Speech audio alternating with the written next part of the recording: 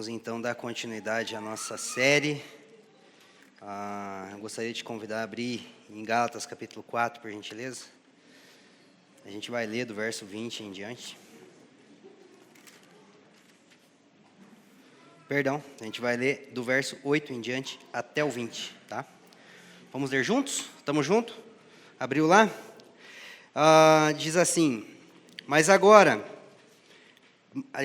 mas quando não conhecis a Deus, servia os que por natureza não são deuses. Mas agora, conhecendo a Deus, ou antes, sendo conhecidos por Ele, como tornais outra vez a esses rudimentos fracos e pobres, os quais de novo quereis servir? Guardai dias e meses e tempos e anos. Receio de vós que não haja trabalhado em vão para convosco. Irmãos, rogo-vos que sejais como eu, porque eu também sou como vós. Nenhum mal me fizestes. E vós sabeis que primeiro anunciei o Evangelho, estando em enfermidade na carne. E não rejeitastes, nem desprezastes isso que era uma tentação na minha carne. Antes me recebeste como um anjo de Deus, como Jesus Cristo mesmo. Qual é logo a vossa bem-aventurança? Porque vos dou testemunho de que, se possível fora, arrancaria os olhos para me dar. Fiz-me acaso vosso inimigo, dizendo a verdade? Eles têm zelo por vós, mas não como convém. Eles querem excluir-vos, para que vós tenhais zelos por eles. É bom ser zeloso, mas sempre do bem, e não somente quando estou presente convosco. Meus filhinhos, por quem de novo sinto as dores de parto, até que Cristo seja formado em vós. Eu bem quisera agora estar presente convosco e mudar a minha voz, porque eu estou perplexo a vosso respeito. Vamos orar ao Senhor? Pai, muito obrigado por essa manhã de encontro. Obrigado por proporcionar que estejamos reunidos em nome do seu Filho. Obrigado por todos os irmãos que se reúnem em outros lugares neste momento, que fazem parte deste corpo. Obrigado por participarmos da aliança que temos através de Jesus Cristo. Obrigado pelo ministério do Espírito, pelo ministério da Palavra.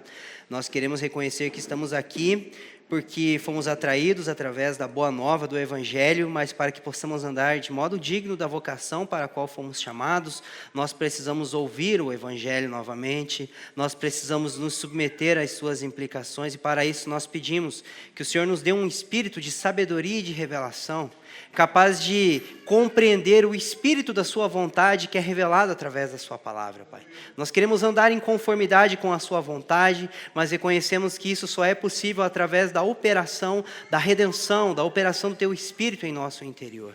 Oramos para que o Senhor nos capacite, para que a sua palavra seja anunciada, para que a sua voz seja ouvida em nossos corações, a fim de que sejamos apacentados por ela. Invocamos o seu Filho Jesus Cristo como nosso mestre, como nosso rabi, a partir da certeza de que ele está conosco todas as vezes em que nos reunimos em nome dele. Em nome de Jesus. Amém. Irmãos, nós estamos trabalhando até aqui a série do livro de Gálatas, cujo tema é anátema, ou a maldição do Evangelho, né? E o tema central daquilo que está sendo proposto até agora, ou daquilo que a própria carta fala, é em relação ao afastamento da verdade do Evangelho. Ou melhor dizendo, a forma como os irmãos da Galácia se afastaram da verdade do Evangelho. O tema de Gálatas é acerca da pureza do Evangelho, acerca da centralidade da graça no Evangelho, e de como os irmãos daquela comunidade, mesmo tendo um dia abraçado o Evangelho em sua forma mais pura e fiel, eles vieram a se afastar dela.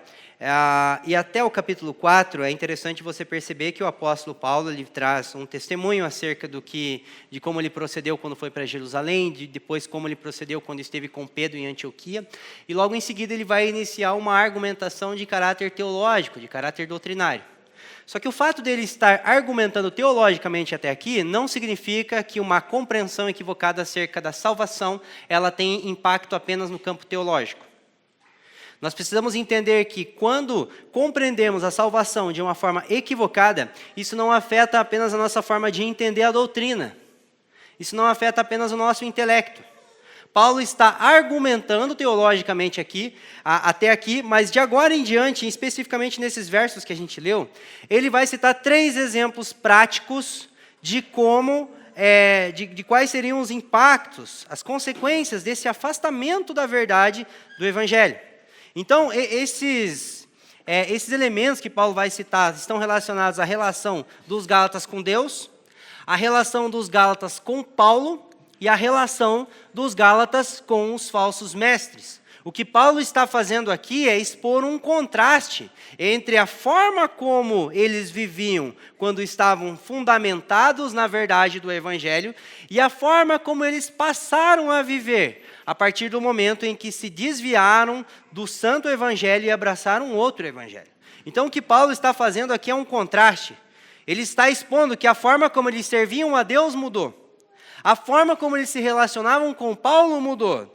E uma vez, há um tempo atrás, eles haviam recebido Paulo, um pregador da verdade, como um anjo de Deus, como o próprio Cristo. Mas agora eles estavam dando ouvidos a falsos mestres que, além de estar doutrinariamente equivocados, eles também tinham ambições perversas em relação aos irmãos. Então, a forma como eles se relacionavam com Deus mudou, a forma como eles se relacionavam com Paulo mudou e a forma como eles se relacionavam com os falsos mestres mudou. É por isso que a gente vai tentar organizar essa exposição em 3 partes. E essas partes elas serão divididas de acordo com os versículos da parte que a gente leu. A primeira parte vai falar sobre os Gálatas em sua relação com Deus. Gálatas capítulo 4, do verso 8 ao 11. Depois, os Gálatas em sua relação com o próprio Paulo, do verso 12 ao 16. E, por último, o contraste entre Paulo e os falsos mestres, do verso 17 ao 20. E, se Deus permitir, na nossa conclusão, a gente vai trazer um ponto central, né, que conecta esses 3 exemplos que Paulo está citando, daquilo que era a relação dos irmãos, quando eles estavam centrados na verdade do Evangelho, e daquilo que passou a ser a relação deles a partir da hora que eles se desviaram. Ou seja, a forma como eu compreendo a obra salvífica de Deus, ela interfere diretamente na forma como eu me relaciono com Deus e com as pessoas. Se eu passo a adotar uma forma equivocada de compreender o Evangelho, isso vai trazer consequência na minha relação com Deus e com as pessoas. Tá? Então vamos lá. Os Gálatas em sua relação com Deus. Vamos ler do 8 ao 11, por gentileza. Mas quando não conheceis a Deus, servi aos que por natureza não são deuses, mas agora, conhecendo a Deus, ou antes, sendo conhecidos por Deus, como tornais outra vez esses rudimentos fracos e pobres, os quais de novo quereis servir? Guardai dias e meses e tempos e anos, receio de vós que não haja trabalhado em vão para convosco. Então, nessa passagem, nós vemos um contraste que Paulo estabelece entre a forma cristã de servir a Deus e a forma pagã de servir a Deus. Vale lembrar que os irmãos da Galácia, eles eram pertencentes à cultura grega, eles eram povos, né, que foram alcançados pelos gregos, que foram conquistados pelos gregos, então eles eram pagãos, e eles deixaram o paganismo e passaram a crer em Deus e na obra de Jesus Cristo, isso quando o Evangelho era central na comunidade. Depois, eles passaram a interpretar a obra salvífica de Deus a partir do fato de que era necessário obedecer às obras da lei para que você fosse aceito por Deus. Só que é interessante você observar que Paulo, ele não questiona, ele nem entra naquela questão de que, olha, vocês estão interpretando errado a lei de Moisés. Não é bem assim que Deus quis dizer nas escrituras hebraicas. Ele nem entra nessa questão do contraste entre a interpretação, entre a mensagem do Antigo Testamento e a forma como eles estavam interpretando. Ele vai direto para o ponto central, olha, vocês estão voltando ao paganismo. Com uma roupagem de judaísmo.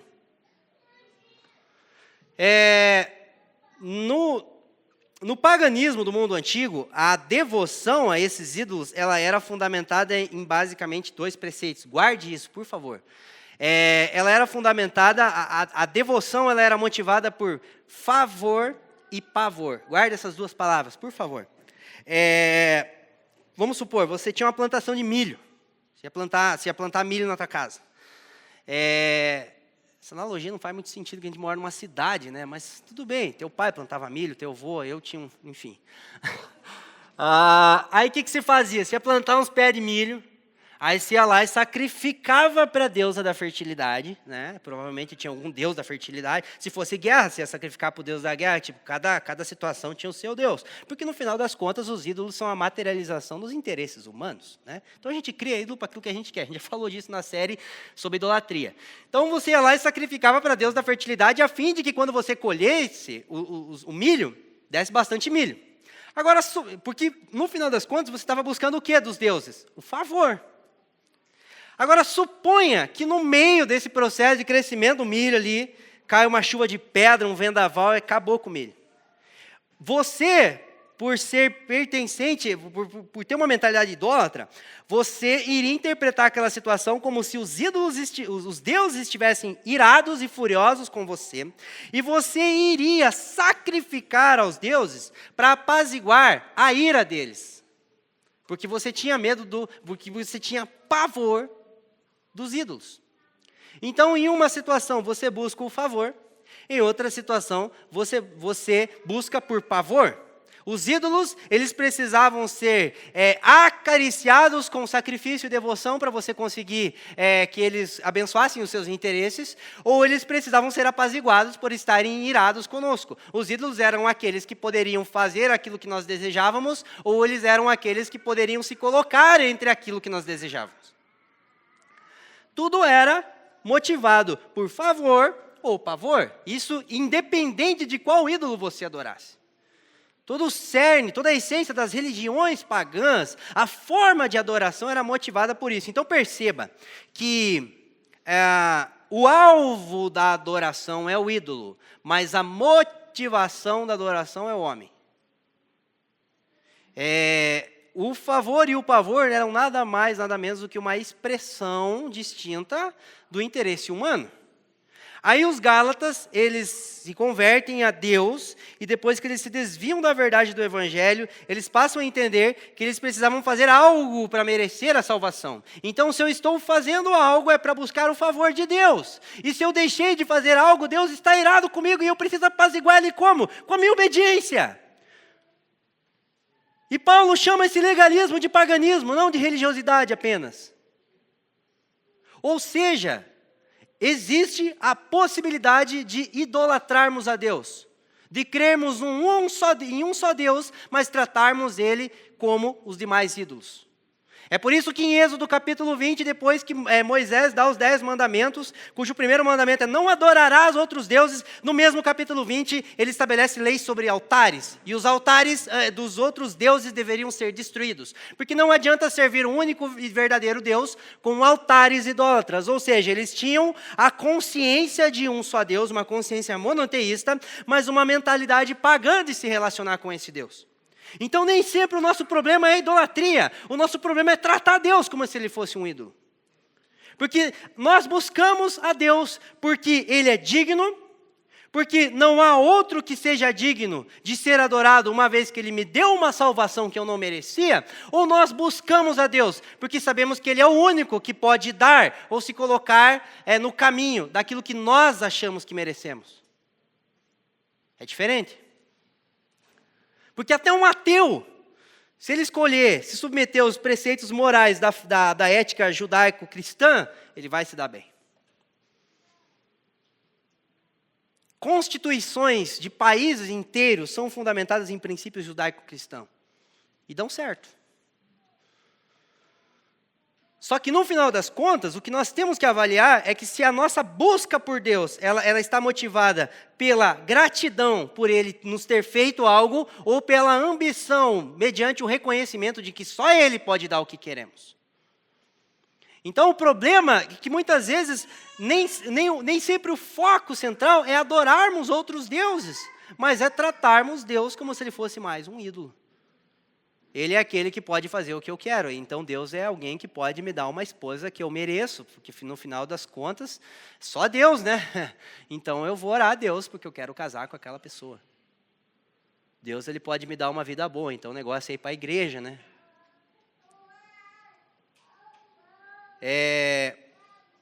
Da mesma forma que a libertinagem, ela é um modo cristianizado de você continuar sendo um ímpio, o legalismo é uma forma religiosa de você continuar sendo um pagão. Então, o que é libertinagem? É cristianizar a nossa forma mundana de viver. E o que é legalismo? É tornar religiosa a nossa forma pagã de viver. Você continua sendo um pagão. Porque você continua tratando o único e verdadeiro Deus como os outros ídolos. Por isso que Paulo, ele chega à conclusão que, será que eu voltei a estaca zero? O meu receio convosco é que eu tenha trabalhado em vão. Vocês continuam sendo idólatras, só que agora legalista, e ainda usam a Bíblia e a fé judaica, ficou pior ainda. Né? Então, não deixe de considerar que legalismo e paganismo são coisas elementares, são coisas que são simultâneas. O legalismo ele não é apenas uma expressão da nossa forma de religiosidade, de servir a Deus. O legalismo é o paganismo em uma nova roupagem. Considere isso, porque nós precisamos entender que existe a possibilidade de adorarmos a Deus de uma forma idólatra, uma vez que estamos afastados da verdade do Evangelho. Logo, a única forma de adorarmos a Deus de modo cristão, de modo bíblico, é quando a verdade do Evangelho prevalece entre nós. Estamos juntos? O próximo aspecto é que a relação de Paulo com os Gálatas, ela foi afetada também. E nós precisamos considerar, antes de tudo, que aonde a verdade do Evangelho não prevalece, não é apenas a minha relação com Deus que é afetada, mas é a minha relação com as pessoas. Então não tem como comprometer a minha forma de compreender o Evangelho sem perverter a forma como me relaciono com as pessoas. Porque se eu comprometo a minha forma de compreender o Evangelho, isso é paganismo, certo? Só que uma das principais expressões de adoração pagã no mundo antigo era o quê? A imoralidade sexual, ou seja, a perversão dos relacionamentos. Então, num ambiente onde a verdade do Evangelho não prevalece, relações sólidas, relações saudáveis nunca vão se consolidar. Não tem como perder uma coisa e tentar salvar outra. O que vai acontecer é clubismo, amizade de pub, de identificação. Eu gosto de você, não gosto mais de você. Faz aliança, quebra aliança. Relacionamentos por interesses, por afinidade, por identificação, mas de modo algum por conta da verdade do Evangelho. E aqui nesse texto, nessa parte, Paulo vai citar algumas características de como era a relação com os Gálatas quando eles estavam fundados na verdade do Evangelho. Eu queria ler isso com vocês. Irmãos, rogo-vos que sejam como eu, porque eu também sou como vós. Nenhum mal me fizestes. E vós sabeis que primeiro vos anunciei o Evangelho estando em fraqueza na carne, e não rejeitaste, nem desprezaste isso que era uma tentação na minha carne. Antes me recebestes como um anjo de Deus, como Cristo Jesus mesmo. Qual é logo a vossa bem-aventurança? Porque vos dou testemunho de que, se possível fora, arrancaria os vossos olhos para me dar. Fiz-me, por acaso, vosso inimigo, dizendo a verdade? Olha o que ele diz lá no verso 12, nenhum mal me fizestes. Então Paulo não está ressentido, ele não está ofendido. Não é tipo assim, o pastor talvez não está recebendo o salário que quer, aí não recebe a aprovação que quer, aí vai lá para o Facebook, desabafo sobre o ministério pastoral. É difícil, e não sei o quê, e tal. Mas ele só está falando aquilo porque está ofendido. Ele não está falando aquilo porque os irmãos estão se desviando da verdade. Ele está falando aquilo porque ele está consciente, porque ele acha que não tem o que merece.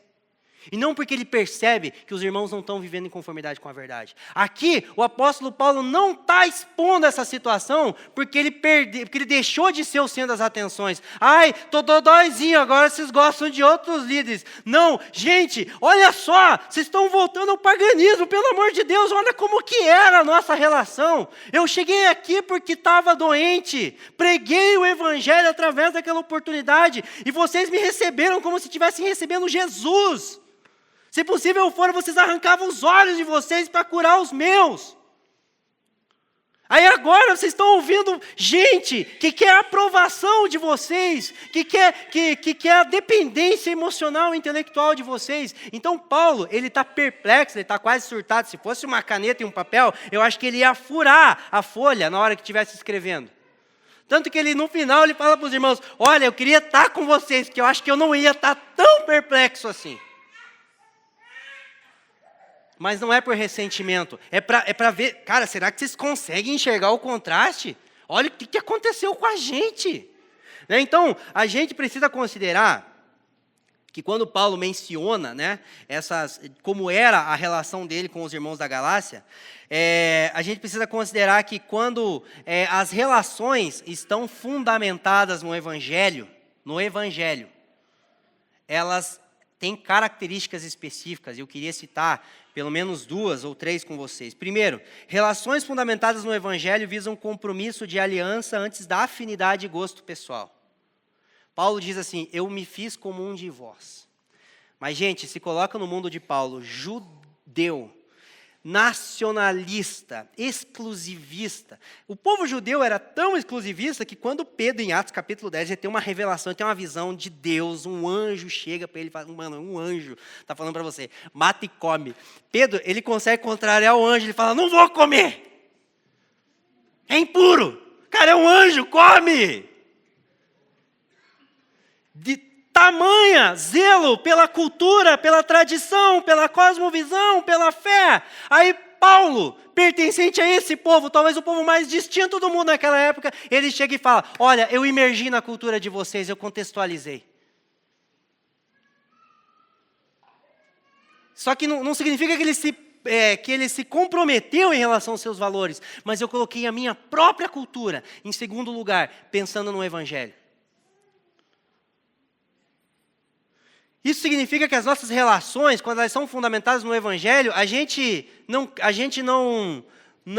se isola nas nossas tribos. Não dá para criar uma subtribo ou uma subcultura achando que Deus não ama as culturas. Senão a gente cria uma outra cultura evangélica que não é isso. Todo mundo tem que andar assim, todo mundo tem que escutar a música assim. Não, pelo amor de Deus. Porque em Apocalipse capítulo 5 fala que Deus salvou homens de todas as tribos, povos, línguas e nações. O ponto é quando a gente enfatiza esse tribalismo a ponto de não se relacionar com as pessoas e colocar a verdade do Evangelho abaixo das nossas preferências culturais, abaixo dos nossos gostos. Que comida que você gosta? Churrasco. Mas que comida que você quer que eu faça para você? Qualquer coisa que dê para nós comer junto, irmão. Que cor que você gosta? Preto. Tem uma camiseta branca para dar para você. Cara, se for para ir na tua casa te ver, eu uso branco. Sabe? Colocar os nossos gostos em segundo plano. Aí não tem culto bom, não tem culto ruim, tem encontro. Não tem música boa, música... eu gosto desse. Eu não vou no dia que for aquele que vai pregar. Aquela música eu não cantei, eu não gosto. Não, a gente não está pela música. Aí você está no meio dos ricos, você se faz de rico. Eu falo tolete, né? Para mim é difícil fazer de rico, porque falar refinado para mim é meio complicado. Aí quando você está entre os pobres, você continua igual um pobre, é mais fácil, né? É mais fácil, não precisa se fazer, né? Aí quando eu estou entre os pobres, eu sou soltinho. Né? Porque a favela venceu, a gente só não venceu a favela, né? Você está entre os mais velhos, fala de coisa mais cabeça. Você está entre os jovens, dependendo do assunto, você sabe, é isso. Então, entre a galera tipo Kami, assim, né? Você solta umas gírias e tal, as coisas da quebrada. Você está entre os intelectual, você faz de conta que você sabe. Nietzsche, claro, Nietzsche, eu li. Mas como que não? Freud, né? O que Freud falou? O amor, né? Os amores lá e tal. Com certeza. Tá no meio dos artistas, fala uns nomes ali, o Oscar, eu vi o Smith lá, deu um tapa no... Por quê? Porque o cristão, segundo Cristo, ele não tem forma senão a de Cristo. E Cristo se importa tanto com a vontade de Deus que se despiu da sua forma. Então, Paulo, eu me fiz como Cristo, porque ele sendo Deus se fez como nós. E eu como judeu, me fiz como vocês para alcançá-los. Ou seja, a minha relação com vocês não é por afinidade, é por compromisso com o Evangelho. Isso significa que a gente não vai estar só com pessoas que a gente gosta, porque você não precisa gostar para amar. Não precisa se identificar. Porque se a gente quisesse só pessoas iguais a nós, primeiro de tudo, eu não tinha arrumado uma esposa, eu tinha arrumado um marido. É bem parecido mais comigo, né? Sou homem, acho um homem. Né? Mas o ponto é que eu assumo a forma do outro, desde que isso não comprometa a verdade do Evangelho. Mas o próprio Paulo diz assim, olha, eu quero que vocês sejam como eu.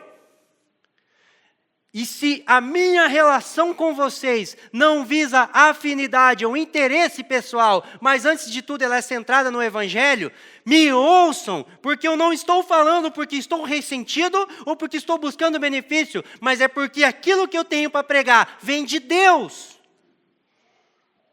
Logo, Paulo chama as pessoas para ouvi-lo, para admirá-lo, não porque ele tem algo próprio para oferecer, mas porque ele tem convicção de que aquilo que ele está falando vem de Cristo.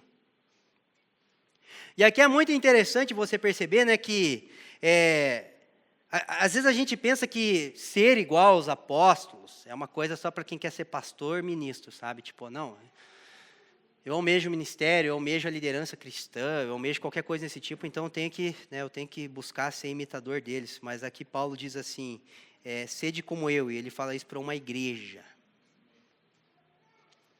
E vale considerar que em nossos dias muitos querem ter a autoridade dos apóstolos, mas eles não querem se submeter ao procedimento dos apóstolos.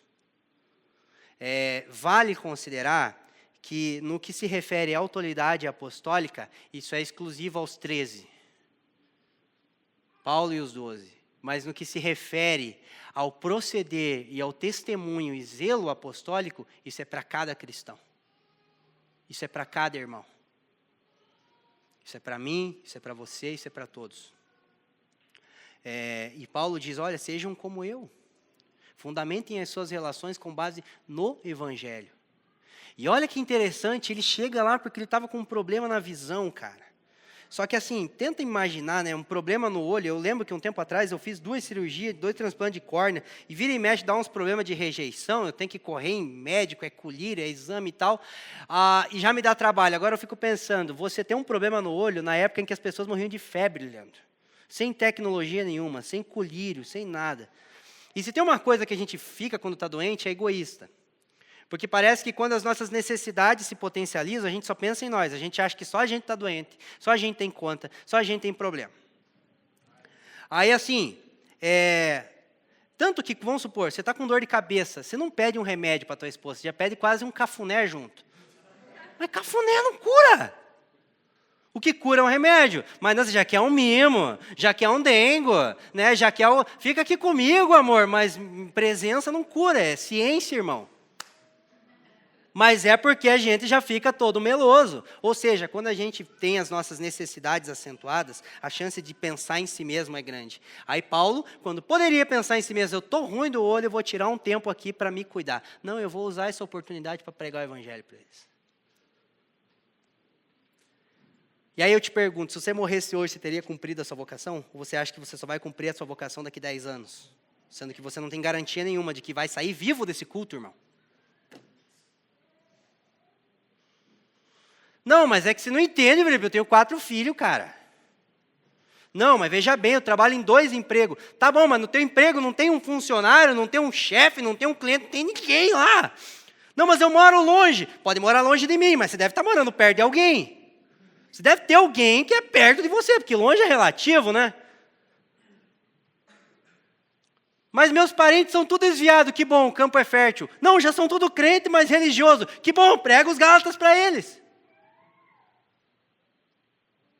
Sabe, no que se refere a um ambiente onde a verdade do Evangelho prevalece, até o sofrimento se torna uma oportunidade. Então não é uma questão de disponibilidade, é uma questão de disposição. Porque não tem como você dizer que você está indisponível, quando você está diante de uma carta que foi fruto de uma igreja que foi alcançada por causa de um cara, cujo lenço curava os outros, e Deus permitiu que ele ficasse doente, para pregar o Evangelho para essas pessoas. Você tem certeza que você está indisponível? Ou talvez seja o melhor jeito de dizer que eu não estou disposto. E esse ambiente de entrega, de certeza de que Paulo não precisava privar a sua vida, tentar salvar a sua vida, porque já fora alcançado por Deus, fez com que os irmãos não pensassem neles. Cara, como é que a gente pode fazer para ajudar o Paulo? Ele diz, olha, eu sei que se fosse possível, vocês arrancavam o olho de vocês para dar para mim. Então, num ambiente onde a verdade do Evangelho prevalece, nós não temos forma, senão a de Cristo. Nós admiramos as pessoas pela essência da verdade que está nelas. Nós aproveitamos todas as circunstâncias e as convertemos em oportunidade, visando a pregação do Evangelho e a edificação da igreja. E por último, não há interesse pessoal. Paulo não pensou em si no momento em que ele tinha direito de pensar em si. Eu estou doente, gente, me deixem quietinho aqui. E o que os irmãos fizeram? Vamos ver como é que a gente pode ajudar ele. Não há interesse pessoal predominando. E isso precisa ser considerado por nós. Quando relações são fundamentadas na verdade do Evangelho e não no interesse pessoal, né? Por último, o contraste entre Paulo e os falsos mestres. Gálatas capítulo 4, do 17 ao 20. Eles têm zelo por vós, mas não como convém. Eles querem excluir-vos, para que vós tenhais zelo por eles. É bom ser zeloso, mas sempre do bem, e não somente quando estou presente convosco. Olha isso, gente. Meus filhinhos, por quem de novo eu sinto dores de parto até que Cristo seja formado em vós.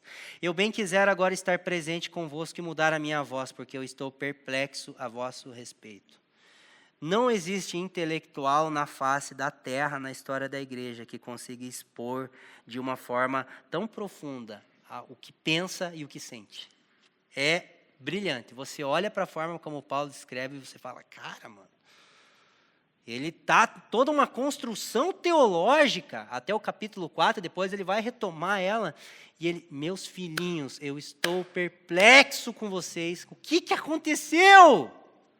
E aí, em relação a esse contraste entre Paulo e os falsos mestres, o Eugene Peterson, ele, na Bíblia que ele parafraseou, que é a Bíblia é a Mensagem, ele diz assim sobre o verso 17, os pregadores de heresia tentam agradá-los de todo jeito, é pura bajulação, eles querem acabar com a liberdade que a graça de Deus dá a vocês. O objetivo deles é fazê-los dependentes da aprovação e orientação que podem dar. Querem apenas se sentir importantes. Irmão, compre uma Bíblia, a Mensagem, talvez não para estudar exegese, mas para entender o espírito do texto, é lindo. Então, que eles zelam por vocês, porque vocês suprem os interesses deles. Então, vale considerar que Paulo não questiona o zelo desses falsos mestres. Porque se tinha uma coisa que eles tinham, é zeloso. Pensa numa coisa que importava para eles, o rebanho de Deus. Pensa numa coisa que eles zelavam, a igreja de Deus. Mas, se eles mesmos pregavam que era necessário algo para adquirir salvação, é muito provável que eles não se vissem como pessoas que estavam salvas, certo? E quem não está salvo, acha que tem uma vida para tentar salvar. Logo, tudo é uma oportunidade para pensar em si. Eu lembro de um dia que o Paulo Borges falou aqui, que o pastor e o lobo, eles amam a mesma coisa, que é a ovelha. Se tem uma coisa que lobo gosta, é de ovelha, irmão. Se tem uma coisa que interessa um lobo, é a ovelha. A questão é que o pastor dá a vida por ela, mas o lobo vive dela.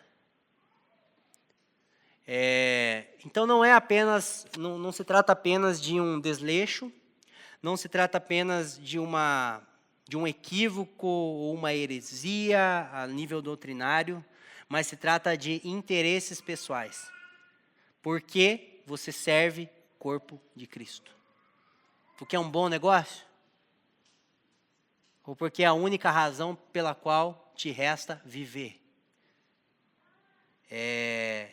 Vale considerar que nós podemos ter interesses pelo rebanho de Deus, mas mesmo assim estar alheios aos interesses de Cristo pelo seu rebanho.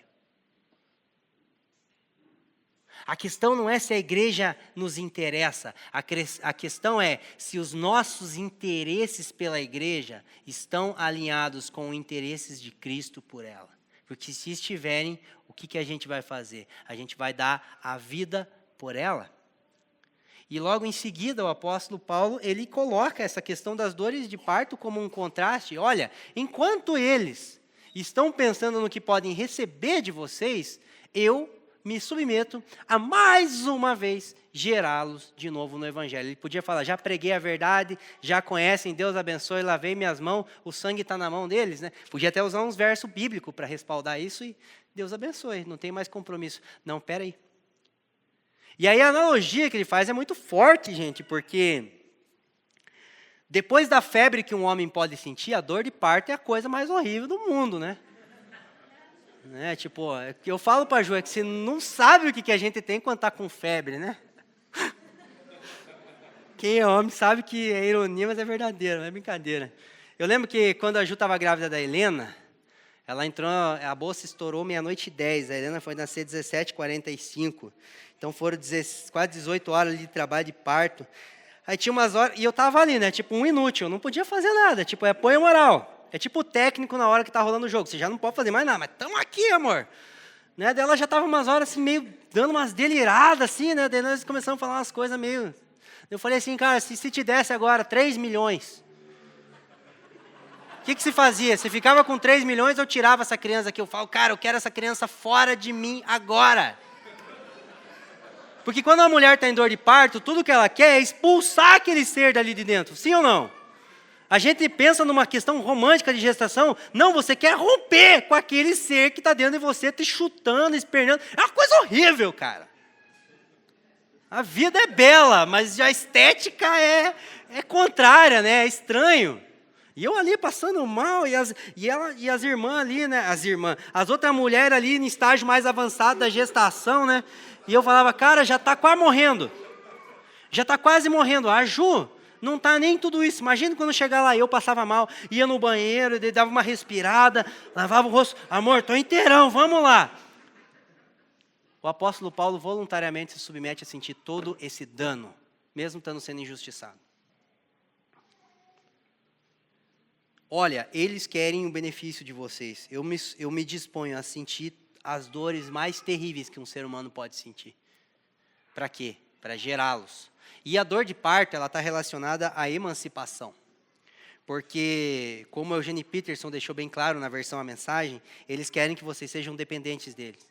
E o que é um parto, senão uma emancipação? O que é um parto, senão uma vida autônoma? Então, se tem uma coisa que falso mestre gosta, é de crente burro. De crente infantil. Crente que não cresce. Crente que não questiona. Crente que não pensa. Só que em Efésios capítulo 4, o próprio Paulo diz assim, o nosso ministério é para que eles alcancem a maturidade de Cristo e sigam a verdade em amor. Para que eles aprendam a pensar. Porque se eles pensarem, se eles aprenderem a discernir, se eles forem emancipados e a nossa consciência com Deus estiver em paz, nós não sofreremos o dano. Então só teme a maturidade da igreja quem sabe que se a igreja ficar madura, eles vão perder os seus interesses. Porque quem não tem interesse pessoal no serviço à igreja, tudo que deseja é passar por todas as dores que forem necessárias para que o povo cresça, para que o povo amadureça. E quando um filho nasce, a afinidade continua, mas a vida passa a ser autônoma. Então não significa que esse pensar por si mesmo, essa independência intelectual, emocional, iria fazer com que os irmãos desrespeitassem a contribuição do apóstolo Paulo na vida deles. Muito pelo contrário. Seria uma coisa voluntária. Então o contraste que se faz entre líderes e pastores que apacentam o rebanho pelo interesse pessoal ou pela entrega voluntária, se dá diretamente no interesse que eles possuem pela maturação do povo em questão.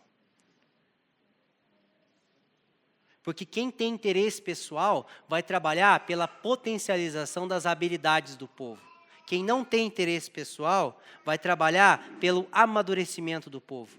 Porque aperfeiçoar as suas habilidades talvez é o melhor jeito de te inserir naquilo que eu desejo para mim. Aí eu viro um Nimrod. Eu pego todo mundo para trabalhar numa coisa que eu idealizei. Eu tenho mão de obra. Eu tenho gente que depende de mim emocionalmente, intelectualmente. Mas se eu não tenho interesse e eu trabalhar pelo amadurecimento de vocês, a ponto de que muitas vezes o que Deus plantou no coração de você pode me separar de você em vários elementos. Mas mesmo assim eu não tenho interesse pessoal, o meu interesse é o interesse de Cristo. E Paulo se dispõe a sentir todas as dores necessárias para que esse processo se concretizasse, gente. Então, até aqui, nós falamos sobre 3 aspectos distintos, né? A relação dos Gálatas com Deus, com Paulo, e o contraste entre Paulo e os falsos mestres. Então, Paulo ele apresenta essa questão da motivação devocional pautada na graça, e não no mérito, né? Depois ele vai falar sobre o fundamento da relação pautado na verdade. E por último, ele vai falar sobre o desenvolvimento do ministério cristão livre de interesses pessoais. São assuntos que são aparentemente distintos, porém, considere que os Gálatas serviam a Deus mediante a graça e passaram a servi-lo por mera meritocracia ou troca de favores. Eles amavam Paulo quando estavam fundamentados na verdade, mas uma vez que se afastaram dela, passaram a ver Paulo como um inimigo, pois esse já não era mais interessante para eles. Eles passaram a dar ouvidos para homens que pregavam o que eles queriam ouvir. Ainda que a motivação deles fosse o benefício pessoal, tudo se resumia a uma relação de troca. Então, o que há em comum nesses 3 elementos? Tanto diante de Deus, como diante de Paulo, como em relação aos falsos mestres? O interesse pessoal. A motivação pela qual eles se relacionavam com Deus e pela qual eles se relacionavam com as pessoas era o interesse pessoal. O homem estava no centro. É por isso que todas as vezes em que a pureza do evangelho é pervertida, o evangelho ele é a maldição de Deus. Todo aquele que pregar outro evangelho, anátema, não é que Paulo está rogando uma praga, é porque não existe outro caminho a não ser permanecermos num estado de maldição, pensando em nós mesmos, se a pureza do evangelho não for preservada. O evangelho é a maldição de Deus, aonde ele é rejeitado. E a forma como esses irmãos estavam rejeitando o evangelho, estavam fazendo com que eles voltassem ao paganismo, pensando o quê? Em si. Se eu preciso fazer algo para conquistar a salvação, eu tenho uma vida para salvar. E se eu tenho uma vida para salvar, eu vou pensar em quem, irmão? A minha relação com Deus vai ser baseada no interesse pessoal. Eu vou admirar as pessoas pelo quanto elas servem aos meus interesses. E eu vou me relacionar com pessoas que têm interesses pervertidos em relação a mim, desde que elas fazem o que eu quero e façam o que eu quero.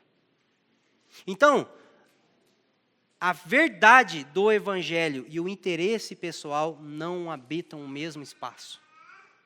A única coisa que pode nos fazer colocar os interesses pessoais em segundo plano é a verdade do evangelho. A única coisa que pode fazer com que a natureza de Jesus Cristo seja formada em nós é a centralidade no evangelho. Por isso que Paulo, ele ora, ele clama, ele está trabalhando arduamente para que Cristo seja formado em vós. E o que é o Cristo, senão alguém que nunca pensou em si?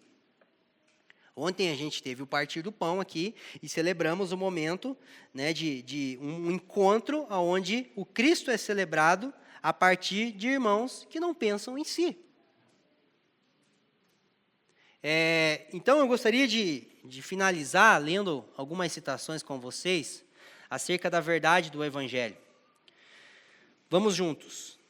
A verdade do evangelho nos livra de servir a Deus por interesse, nos livra do medo e do desejo pelo favor. Ela nos liberta para que sirvamos a Deus por gratidão ao seu amor infinito e merecido para conosco. A verdade do evangelho faz com que amemos as pessoas que amam a verdade, ainda que sejamos confrontados por ela.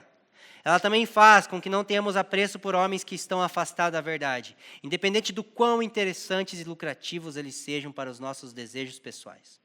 A verdade do evangelho faz com que preservemos o sentimento de Cristo, o qual nunca fez nada visando o benefício pessoal, o qual em sua relação com Deus não servia para se salvar e em sua relação com os irmãos não se relacionava pensando em si. A verdade fundamental implícita nessa passagem, Gálatas 4, do 8 ao 20, é que somente a pureza do Evangelho é capaz de nos levar a preservar a natureza e caráter de Cristo em nosso interior. É por isso que Paulo se dispõe a ter novamente dores de parto, a fim de que o objetivo final seja alcançado: Cristo formado nos irmãos.